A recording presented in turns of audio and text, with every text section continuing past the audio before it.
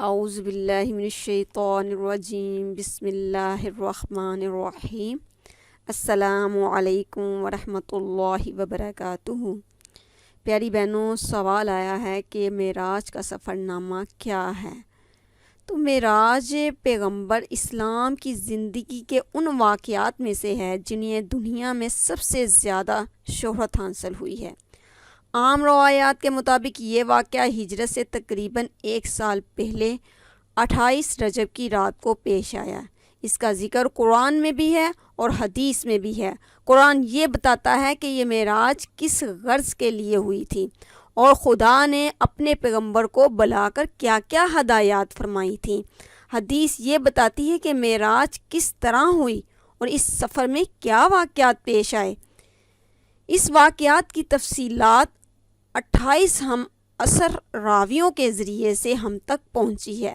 7 راوی وہ ہیں جو خود معراج کے زمانے میں موجود تھے اور حضرت محمد صلی اللہ علیہ وآلہ وسلم کو پیغمبری کے منصب پر سرفراز ہوئے 12 سال گزر چکے تھے اور آپ کی عمر تقریباً 52 سال کی تھی۔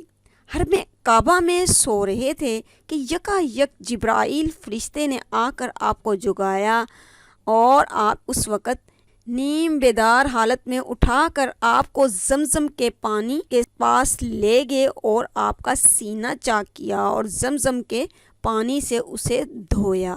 پھر اسے علم اور بردباری، دانائی اور ایمان و یقین سے بھر دیا۔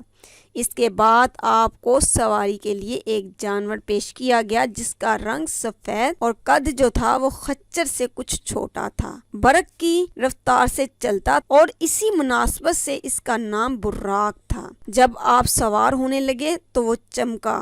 جبرائیل علیہ السلام نے تھپکی دے کر کہا، دیکھ کیا کرتا ہے، آج تک محمد صلی اللہ علیہ وآلہ وسلم سے بڑی شخصیت کا کوئی انسان تجھ پر سوار نہیں ہوا ہے۔ پھر آپ اس پر سوار ہوئے اور جبرائیل علیہ السلام آپ کے ساتھ چلے۔ پہلی منزل مدینہ کی تھی جہاں اتر کر آپ نے نماز پڑھی۔ جبرائیل علیہ السلام نے کہا، اس جگہ آپ ہجرت کر کر آئیں گے۔ دوسری جو منزل تھی میری پیاری بہنا وہ طور سینا کی تھی جہاں اللہ حضرت موسیٰ علیہ السلام سے ہم کلام ہوئے۔ تیسری جو منزل تھی وہ بیت لحم تھی جہاں حضرت عیسیٰ علیہ السلام پیدا ہوئے۔ چوتھی منزل پر بیت المقدس تھا جہاں براق کا سفر ختم ہوا۔ اس سفر کے دوران میں ایک جگہ کسی پکارنے والے نے پکارا، ادھر آؤ۔ آپ نے توجہ نہ کی۔ حضرت جبرائیل علیہ السلام نے بتایا یہ یہودیت کی طرف بلا رہا تھا آپ کو۔ دوسری طرف سے آواز آئی، ادھر آؤ۔ آپ صلی اللہ علیہ وآلہ وسلم اس کی طرف بھی متوجہ نہ ہوئے تو حضرت جبرائیل علیہ السلام نے کہا یہ عیسائیت کا داعی تھا۔ پھر ایک عورت نہایت بنی سوری نظر آئی اور اس نے اپنی طرف بلایا۔ پیارے نبی صلی اللہ علیہ وآلہ وسلم نے اس سے بھی نظریں پھیر لی۔ جبرائیل علیہ السلام نے بتایا کہ یہ دنیا تھی۔ پھر ایک بوڑھی عورت سامنے آئی۔ حضرت جبرائیل علیہ السلام نے کہا، دنیا کی عمر کا اندازہ اس کی عمر سے کر لیجئے۔ پھر ایک اور شخص ملا جس نے آپ کو اپنی طرف متوجہ کرنا چاہا مگر آپ اسے بھی چھوڑ کر آگے بڑھ گئے۔ حضرت جبرائیل علیہ السلام نے کہا، یہ شیطان تھا جو آپ کو راستے سے ہٹانا چاہتا تھا۔ بیت المقدس پہنچ کر آپ براق سے اتر گئے اور اسی مقام پر اسے باندھ دیا جہاں پہلے انبیاء اس کو باندھا کرتے تھے۔ ہیکل سلیمانی میں داخل ہوئے، ان سب پیغمبروں کو موجود پایا جو ابتدا سے اس وقت تک دنیا میں پیدا ہوئے تھے۔ آپ کے پہنچتے ہی نماز کی صفیں باندھی گئیں۔ سب منتظر تھے کہ امامت کے لیے کون آگے بڑھتا ہے۔ جبرائیل علیہ السلام نے آپ کا ہاتھ پکڑ کر آگے بڑھا دیا اور آپ صلی اللہ علیہ وآلہ وسلم نے سب کو نماز پڑھائی۔ پھر آپ صلی اللہ علیہ وآلہ وسلم वसल्लम के सामने 3 प्याले पेश किए गए। एक में पानी था, दूसरे में दूध था, तीसरे में शराब। आपने दूध का प्याला उठा लिया। हजरत जिब्राइल अलैहिस्सलाम ने मुबारकबाद दी कि आप फितरत की राह पा गए। इसके बाद एक सीरी आपके सामने पेश की गई और जिब्राइल अलैहिस्सलाम इसके जरिए से आपको आसमान की तरफ ले चले गए। अरबी जबान में सीरी को मेराज कहते हैं और इसी मुनासबत से ये सारा वाक़या मेराज के नाम से मशहूर हुआ है। पहले आसमान पर पहुंचे तो दरवाजा बंद था। मुहाफिज फरिश्तों ने पूछा कौन आया है? हजरत जिब्राइल अलैहिस्सलाम ने अपना नाम बताया। पूछा तुम्हारे सामने कौन है? हजरत जिब्राइल अलैहिस्सलाम ने कहा मोहम्मद सल्लल्लाहु अलैहि वआलिहि वसल्लम हैं। पूछा क्या इन्हें बुलाया गया है? कहा हाँ। तब दरवाजा खोला और आपका खैर मकदम किया गया। यहाँ आपका तारुफ जो था इंसानी अरवाह की उन बड़ी बड़ी शख्सियतों से हुआ और सबसे पहले जिनसे मुलाकात हुई वो हज़रत आदम अलैहिस्सलाम थे।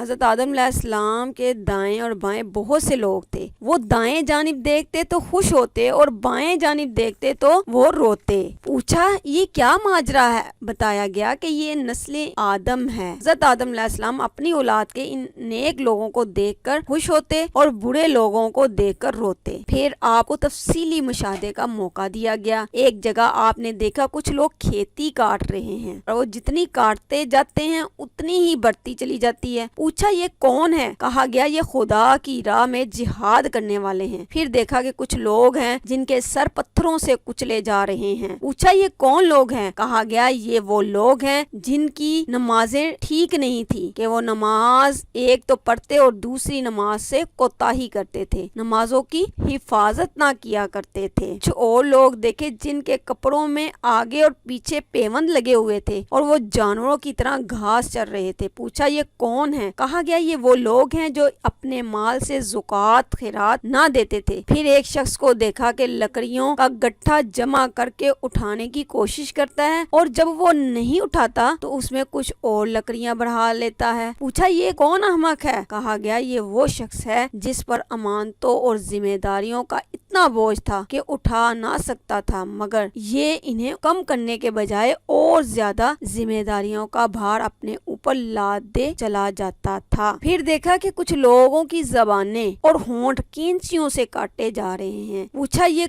कौन है? कहा गया ये गैर जिम्मेदार मुकर्रर हैं जो बेतकल्लफ जबान चलाते और फितना बर्पा किया करते थे। एक और जगह देखा कि एक पत्थर में जरा सा शगाफ हुआ और उससे एक बड़ा मोटा सा बैल निकल आया। फिर वो बैल इसी शगाफ में वापस जाने की कोशिश करने लगा मगर ना जा सका। पूछा ये क्या मामला है? कहा गया कि ये उस शख्स की मिसाल है जो गैर जिम्मेदारी के साथ एक फितना अंगेज बात कर जाता था, फिर नादम होकर इसकी तलाफी करना चाहता था मगर नहीं कर सकता था। एक और मकाम पर कुछ लोग थे जो अपना गोश्त काट काट कर खा रहे थे। पूछा ये कौन है? कहा गया ये दूसरों पर ज़बाने तान दराज करते थे। इन्हीं के करीब कुछ और लोग थे जिनके नाखून तांबे के थे। वो अपने मुंह और सीने को नोच रहे थे। पूछा ये कौन है? कहा गया ये वो लोग हैं जो लोगों के पीठ पीछे उनकी बुराइयां करते थे और उनकी इज्जत पर हमला किया करते थे।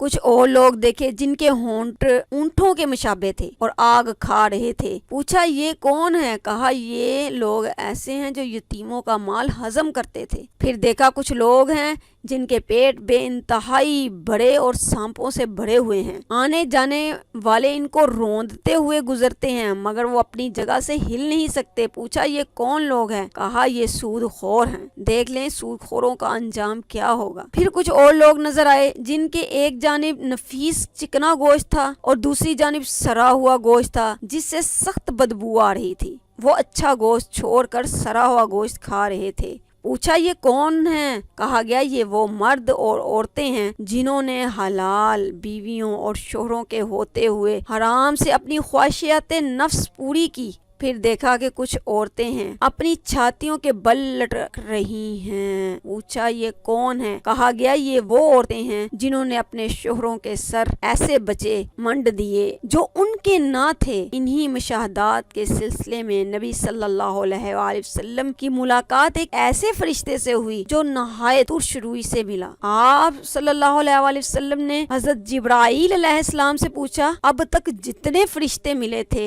سب خندہ پیشانی اور حشاش بشاش چہروں کے ساتھ ملے، ان حضرت کی خشک مزاجی کا کیا سبب ہے؟ جبرائیل علیہ السلام نے کہا اس کے پاس ہنسی کا کیا کام ہے، یہ تو دوزخ کا دروغہ ہے۔ یہ سن کر آپ نے دوزخ دیکھنے کی خواہش ظاہر کی۔ حضرت جبرائیل علیہ السلام نے یکا یک آپ کی نظر کے سامنے سے پردہ اٹھا دیا اور دوزخ پوری اپنی تمام ہولناکیوں کے ساتھ نمودار ہو گئی۔ اس مرحلے سے گزر کر آپ دوسرے آسمان پر پہنچے۔ یہاں کے اکابر میں دو نوجوان سب سے ممتاز تھے۔ تعارف پر معلوم ہوا کہ یہ حضرت یحییٰ علیہ السلام، حضرت عیسیٰ علیہ السلام ہیں۔ تیسرے آسمان پر آپ کا تعارف ایک ایسے بزرگ سے کرایا گیا جن کا حسن عام انسانوں کے مقابلے میں ایسا تھا جیسے 14ویں رات کا چاند۔ معلوم ہوا یہ حضرت یوسف علیہ السلام ہے۔ چوتھے آسمان پر حضرت ادریس علیہ السلام، پانچویں پر حضرت ہارون علیہ السلام، چھٹے پر حضرت موسیٰ علیہ السلام آپ سے ملے۔ ساتویں آسمان پر پہنچے تو ایک عظیم الشان محل جسے بیت المعمور کہا جاتا ہے آپ نے دیکھا کہ بے شمار فرشتے آتے ہیں اور جاتے ہیں، اور اس کے پاس آپ کی ملاقات ایسے بزرگ سے ہوئی جو خود آپ سے بہت مشابہ تھے۔ تعارف پر معلوم ہوا کہ وہ حضرت ابراہیم علیہ السلام ہیں۔ پھر مزید ارتقاء شروع ہوا یہاں تک کہ آپ سدرۃ المنتہا پر پہنچ گئے جو پیش گائے رب العزت اور عالم خلق کے درمیان ایک حد تک فاصلے کی حیثیت رکھتا ہے۔ نیچے سے جانے والے یہاں رک جاتے ہیں اور اوپر سے احکام اور قوانین براہ راست یہاں آتے ہیں۔ اسی مقام کے قریب آپ کو جنت المأویٰ کا مشاہدہ کرایا گیا اور آپ نے دیکھا کہ اللہ نے اپنے صالح بندوں کے لیے وہ کچھ مہیا کر رکھا ہے جو نہ کسی آنکھ نے دیکھا، نہ کسی کان نے سنا، اور نہ کسی کے ذہن میں اس کا تصور تک گزرا۔ سدرۃ المنتہا پر جبرائیل علیہ السلام ٹھہر گئے اور آپ تنہا آگے بڑھے۔ ایک بلند ہموار سطح پر پہنچے تو بارگاہ جلال سامنے تھے۔ ہم کلامی کا شرف بخشا گیا۔ جو باتیں ارشاد ہوئیں ان میں سے چند یہ ہیں۔ ہر روز 50 نمازیں فرض کی گئیں۔ سورہ بقرہ کی آخری 2 آیتیں تعلیم فرمائی گئی۔ شرک کے سوا دوسرے سب گناہوں کی بخشش کا امکان ظاہر کیا گیا۔ ارشاد ہوا کہ جو شخص نیکی کا ارادہ کرتا ہے اس کے حق میں ایک نیکی لکھ دی جاتی ہے، اور جب وہ اس پر عمل کرتا ہے تو 10 نیکیاں لکھی جاتی ہیں، مگر جو برائی کا ارادہ کرتا ہے اس کے خلاف کچھ نہیں لکھا جاتا، اور جب وہ اس پر عمل کرتا ہے تو ایک ہی برائی لکھی جاتی ہے۔ پیشی خداوندی سے واپسی پر نیچے اترے تو حضرت موسیٰ علیہ السلام سے ملاقات ہوئی۔ انہوں نے روداد سن کر کہا میں بنی اسرائیل کا تلخ تجربہ رکھتا ہوں، میرا اندازہ ہے کہ آپ کی امت 50 نمازوں کی پابندی نہیں کر سکتی، جائیے اور کمی کے لیے عرض کیجیے۔ آپ کے اللہ جل شانہ نے 10 نمازیں کم کر دیں۔ پلٹے تو حضرت موسیٰ علیہ السلام نے پھر وہی بات کہی۔ ان کے کہنے پر آپ بار بار اوپر جاتے رہے اور ہر بار 10 نمازیں کم کی جاتی رہیں۔ آخر کار 5 نمازوں کی فرضیت کا حکم ہوا اور فرمایا گیا کہ یہی 50 کے برابر ہیں۔ واپسی کے سفر پہ آپ اسی سیڑھی سے اتر کر بیت المقدس آئے۔ یہاں پھر تمام پیغمبر موجود تھے۔ آپ نے ان کو نماز پڑھائی جو غالباً فجر کی نماز تھی، پھر براق پر سوار ہوئے اور مکہ واپس پہنچ گئے۔ صبح سب سے پہلے آپ نے اپنی چچا زاد بہن ام ہانی کو یہ روداد سنائی، پھر باہر نکلنے کا قصد کیا۔ انہوں نے آپ کی چادر پکڑ لی اور کہا خدا کے لیے یہ قصہ لوگوں کو نہ سنائیے گا، ورنہ ان کو آپ کا مذاق اڑانے کے لیے ایک اور شوشہ ہاتھ میں آ جائے گا۔ مگر خبر آپ یہ کہتے ہوئے باہر نکل گئے کہ میں ضرور بیان کروں گا۔ حرم کعبہ میں پہنچے تو ابو جہل سے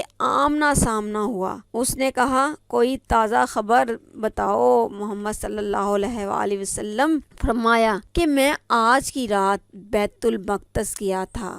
کہا بیت المقدس؟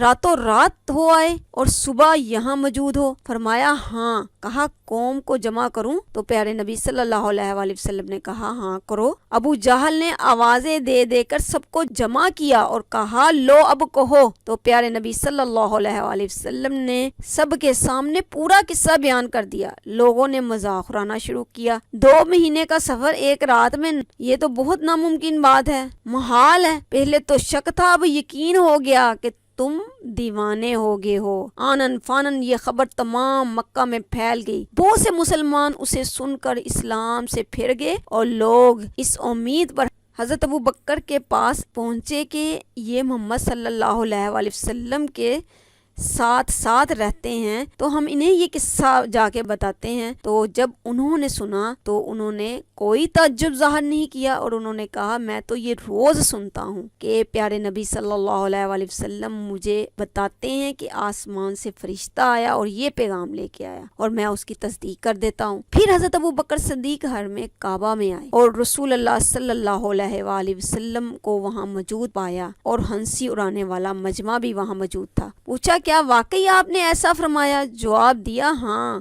کہا بیت المقدس میرا دیکھا ہوا ہے، آپ وہاں کا نقشہ بیان کریں۔ آپ نے فوراً نقشہ بیان کرنا شروع کر دیا اور ایک ایک چیز اس طرح بیان کی گویا بیت المقدس آپ کے سامنے موجود ہے اور دیکھ دیکھ کر اس کی کیفیت بتا رہے ہیں۔ حضرت ابو بکر صدیق رضی اللہ تعالی عنہ کی اس تدبیر سے جٹلانے والوں کو ایک شدید ضرب لگی۔ وہاں باکثرت ایسے آدمی موجود تھے جو تجارت کے سلسلے میں بیت المقدس جاتے رہتے تھے۔ وہ سب دلوں میں قائل ہو گئے نقشہ بالکل صحیح ہے۔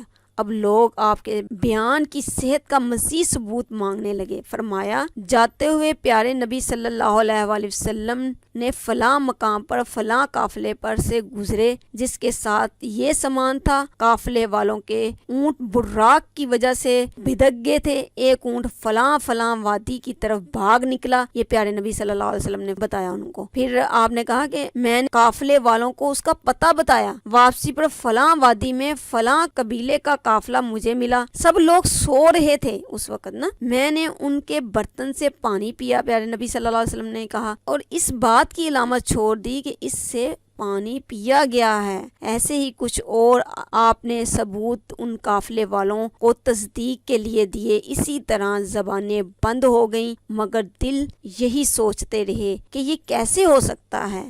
آج بھی بہت سے لوگ سوچ رہے ہیں کہ یہ کیسے ہوا۔ اللہ تعالی ہمیں عمل کی توفیق عطا فرمائے۔ وما علینا الا البلاغ المبین۔